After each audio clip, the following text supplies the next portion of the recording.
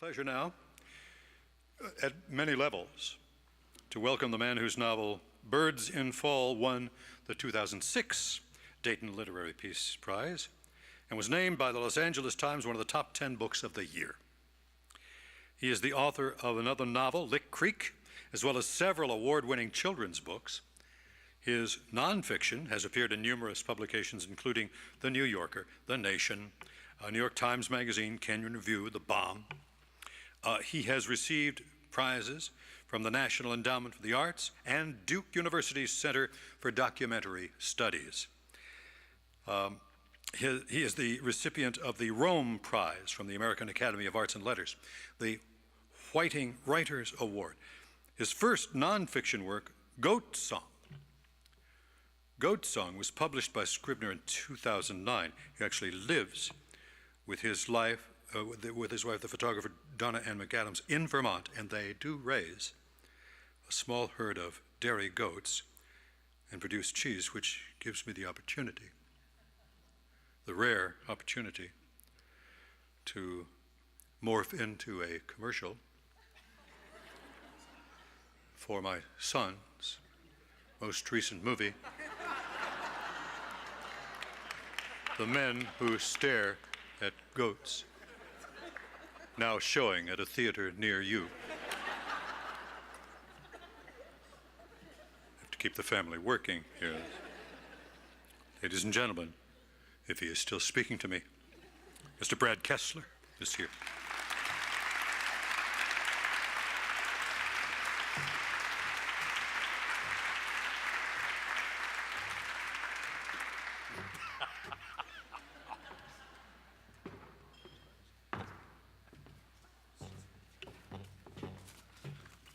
I wonder if you could stare Clooney down. It's fantastic to be back here in Dayton among such now familiar faces and in the company of such excellent writers. One of the things my neighbors back in Vermont keep asking me is, why do those people in Dayton keep giving peace prizes to novelists? They seem to understand why a peace award would be given to a journalist or a nonfiction writer who work on behalf of bettering human lives, but why give them to fiction writers who are essentially liars? The truth is, I have no quick answer for them. Even Walter Benjamin said that novelists are uncounseled people, and therefore can give no counsel to others, and that their books can show nothing but how perplexing human life is. But I think Benjamin was wrong, and I think Richard Bausch proves how wrong he was with this year's winning Dayton Literary Peace Prize novel called Peace. Peace is a short, elegant novel which lays bare in clear, precise language the conflicting and ambiguous feelings of a few men in a dire circumstance. Like Bausch's other work, Peace offers no easy answers. The novel's characters are taken, and thus we, the readers, are taken, on a dark journey involving confusing and contradictory feelings and events. It is through this labyrinth of violent emotion that we emerge, much like his characters, with a small moral compass in a world devoid of direction. And this is how the novelist offers his or her counsel, by surgically, with words, revealing the convoluted turns of the human heart, and showing how one heart can bind with others. All this is old hat to Richard Bausch. He has written to date nearly 20 books, critically acclaimed novels, collections of short stories, and now, incredibly, a collection of poetry. He's contributed to just about every American magazine and literary journal that exists, and won prizes from the American Academy of Arts and Letters, the National Endowment for the Arts, PEN America, the Guggenheim Foundation, the list goes on. He is one of the few living short story writers who has had his work canonized in a modern library collection. Bausch has worked as, among other things, a teacher, a rock musician, a comedian. He grew up listening to his father's storytelling, so it's not surprising that both he and his identical twin brother, Robert, became fiction writers. Bausch writes, let me preface that with his parents were devout Catholics who recited the rosary each night. He writes, I believe we learned from that experience that words counted for everything. One could address them to the dark, to the night stars, in faith that they could be heard and that they mattered. This is the belief that all of us sitting in this room share, that words matter, that stories matter, that they can address the wrongs of the world, and that through the pause and contemplation they provide, they can move what seems immovable. They can, in the end, give counsel. It's my great privilege to present the 2009 Dayton Literary Peace Prize for Fiction to Robert Bausch.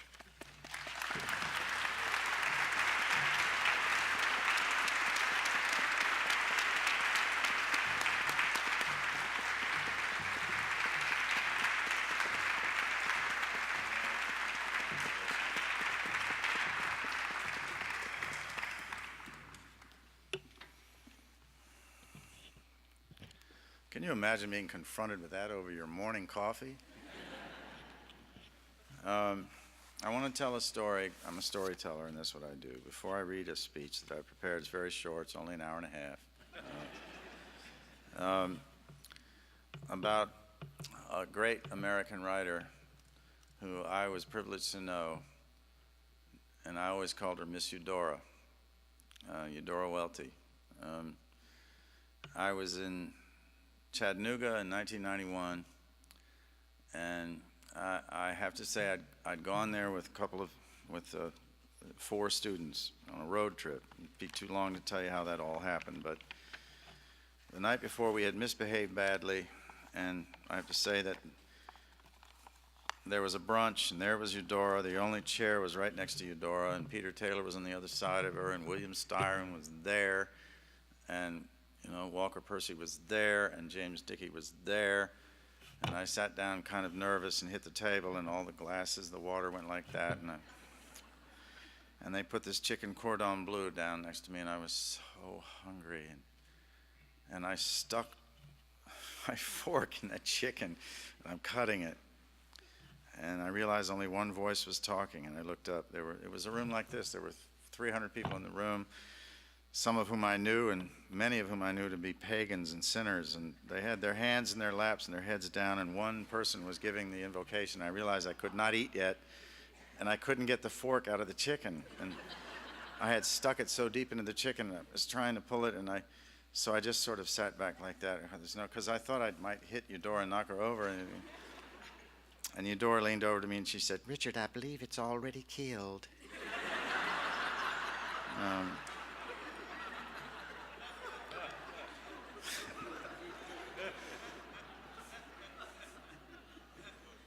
She was a great lady. She was a great lady.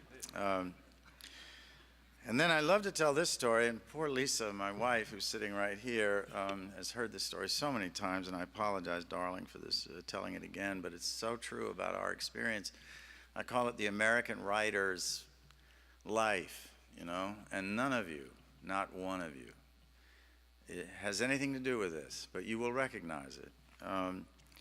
A wonderful American writer named John Hassler. I never met him, but I loved his work, and we had the same agent. And this happened to him. It's a true story. He was working in a cabin up in the wilderness, and the plumbing went bad, terribly bad.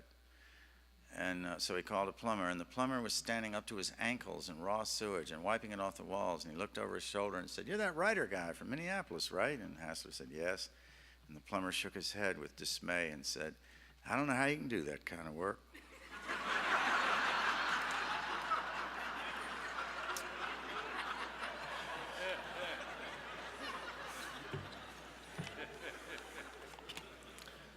This is our lives. I want to say, before I say anything else, and what I have to say here is, the speech that I've written is serious, and probably more, what would be the word, more serious than we need now. I mean, I think also my dinner companion Nina said humor is so wonderful, and isn't it? I mean, you know, one of my favorite stories is about, and it couldn't happen in any other country. An American was about to be hanged. This is in 1879. And they asked him if he would say anything to the crowd. And he said, I guess this will teach me a lesson, you know? and somebody who's ready to die has the ability to make a joke, you know? And I just love that.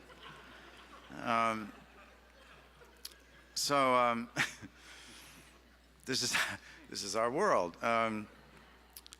But of course there is a serious aspect to this, because the struggle for peace is something that human beings have been, you know, dealing with forever. I mean, you know, the dream is of peace, and peace is boring. Peace is not nearly as exciting as war. This is the thing that a lot of us fail to recognize, that there is something exciting and enlivening about holding a rifle and having someone on the other side who may be shooting you, that there is some appetite for it. It just has to be the truth of it because of our history. There's a place in the novel piece where one of the soldiers says, do you know how many years of peace there were in the world from the year 1000 or 1100 to the year 1865? Do you know how many years there were where no armies were trying to kill people around the world? 11 years, 11 little years, and that's an absolutely true statistic. So, you know, there are aspects of it that are serious and that we have to deal with. But I want to say, before I read this that I have written, how grateful I am and how much it means to me to have been included and to have been recognized. When I look at the people who were nominated, you know, it makes me feel so, I feel like the little kid in school where they pick you and you go, oh no, there's 9 other people who really ought to be doing this, but thank you, you know, and you, I do not feel as if I deserve it because I'm a storyteller, and every storyteller is a liar. I mean, what Brad said is absolutely true. I'd love to say it. Every fiction writer is a natural-born liar. And I used to give a speech, and the elementary schools would have me come talk, and I would see the teachers going away to have a cigarette. So I would say this thing that would make them come back. I would say, Jesus Christ was the greatest liar who ever lived. And they would all go, oh, God, our jobs, you know. And they would come back, and then I would say, there was no Good Samaritan. It was a made-up story. It was, you know, it's a story.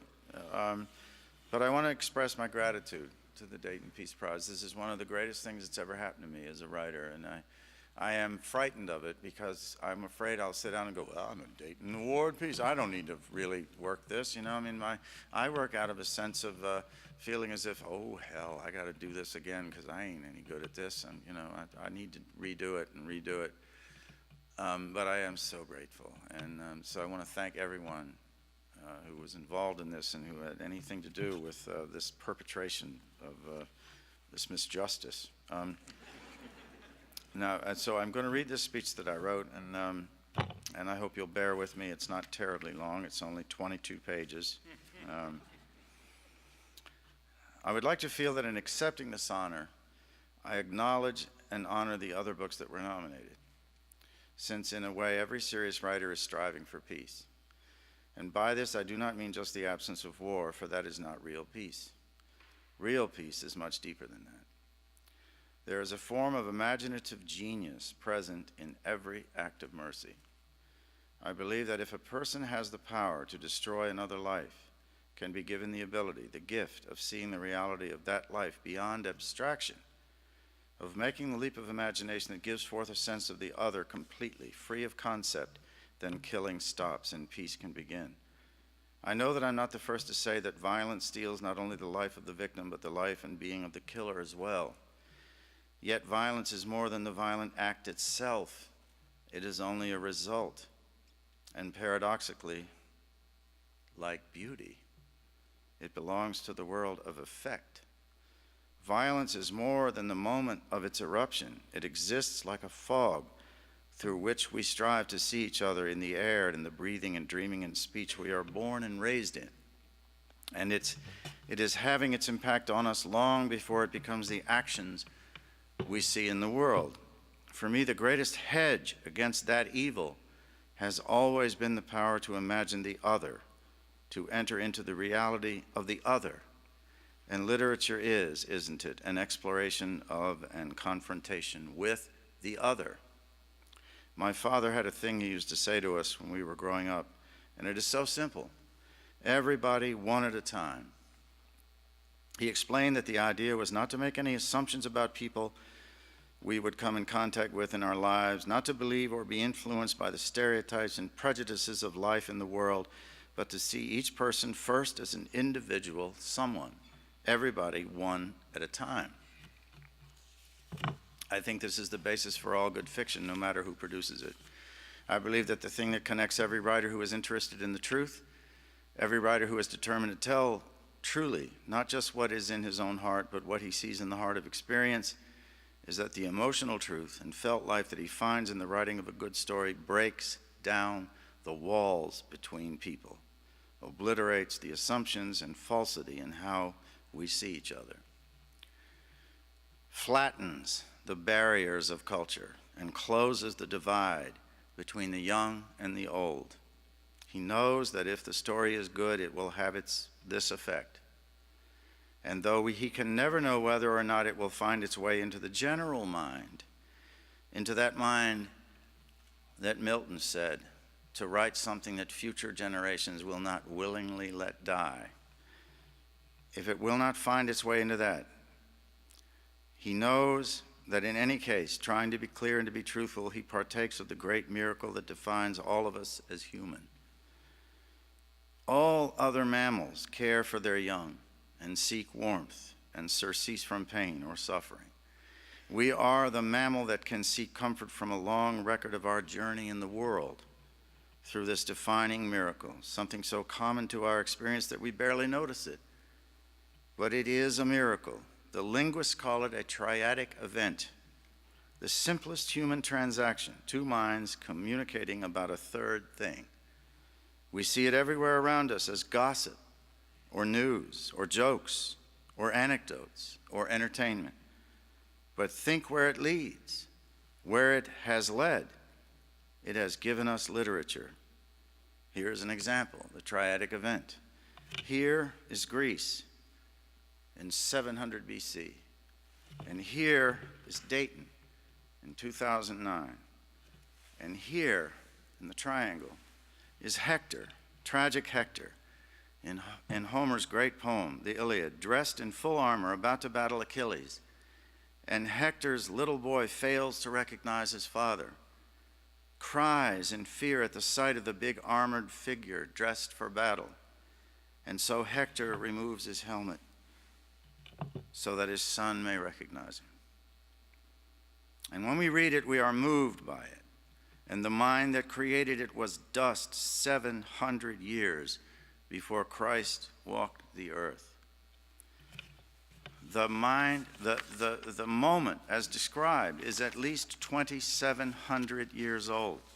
A father and a son, their reality, and we respond to it out of our own reality, millennia and countries away, because the chasm across the chasm of death itself.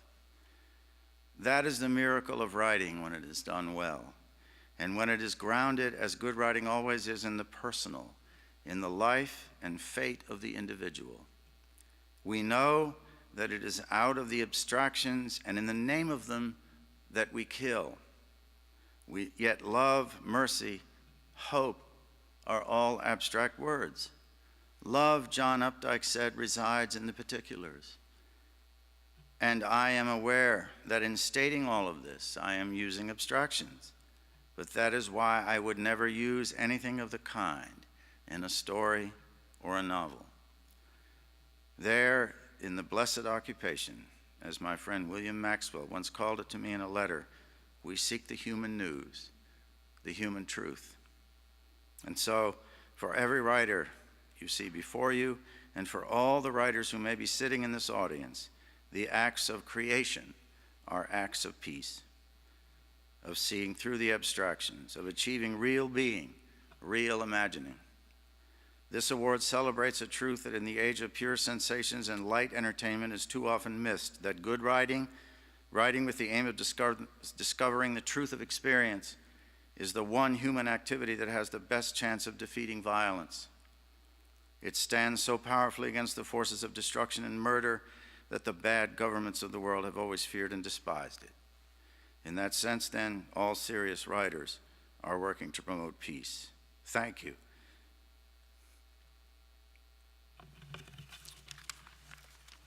Thank you in the name of every single one of them.